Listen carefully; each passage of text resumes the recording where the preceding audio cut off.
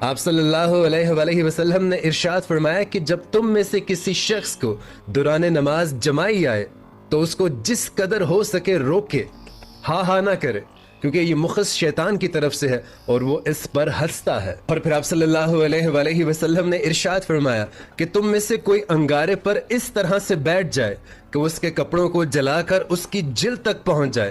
یہ اس کے حق میں بہتر ہے کہ وہ کسی قبر پر جا کر بیٹھے۔ اور پھر ایک موقع پر آپ صلی اللہ علیہ وآلہ وسلم نے ارشاد فرمایا کہ اللہ کے ذکر کے سوا زیادہ باتیں نہ کیا کرو، کیونکہ اللہ کے ذکر کے سوا زیادہ باتیں کرنا دل کو سخت کر دیتا ہے، اور دل کا سخت انسان اللہ سے کوسوں دور ہوتا ہے۔ اور پھر آپ صلی اللہ علیہ وآلہ وسلم نے ہمیں یہ بھی سمجھایا کہ جس شخص نے کتا پالا جو نہ تو کھیتی باڑی کی حفاظت کے لیے تھا اور نہ ہی مویشیوں کی حفاظت کے لیے تھا، تو ایسے شخص کے لیے اس کی نیکیوں سے روزانہ ایک قرات کم ہوتا چلا جائے گا۔ اور دوستو، یہ حدیث پاک ان لوگوں کے لیے ہے جو روزانہ قرآن پاک کی تلاوت کرتے ہیں، کیونکہ آپ صلی اللہ علیہ وآلہ وسلم نے ارشاد فرمایا کہ روز قیامت اللہ تعالی قرآن پاک کی سفارش پر قرآن پاک پڑھنے والے کو سب سے پہلے زیور، پھر عزت کا تاج اور پھر عزت کا لباس پہنائے گا، اور پھر قرآن پاک کہے گا کہ اے میرے رب اس شخص سے راضی ہو جا،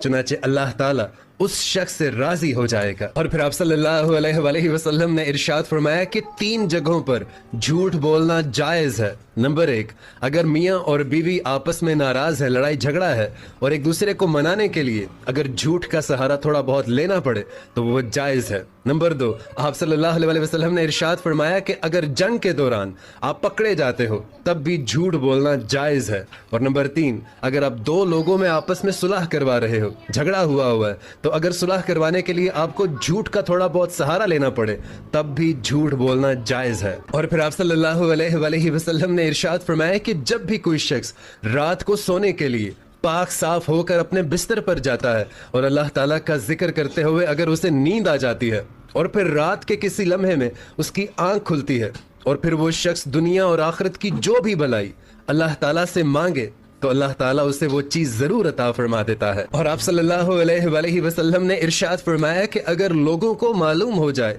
کہ عشاء کی نماز اور فجر کی نماز میں کیا کچھ ہے تو وہ ضرور ان دونوں نمازوں میں حاضر ہوں، خواہ انہیں گھسیٹتے ہوئے ہی کیوں نہ آنا پڑے۔ اور دوستو، آپ صلی اللہ علیہ وآلہ وسلم نے ارشاد فرمایا کہ مجھ پر سب سے زیادہ درود بھیجنے والا روز قیامت میرے سب سے زیادہ قریب ہوگا۔ سبحان اللہ۔ اور پھر آپ نے ارشاد فرمایا کہ اللہ تعالیٰ اس شخص کا چہرہ تر و تازہ رکھے جو ہمارے نبی کی بات کو سنے اور پھر اسے دوسروں تک پہنچا دے۔ یہ تمام تر احادیث میں نے آپ تک پہنچا دی۔ اب آپ کا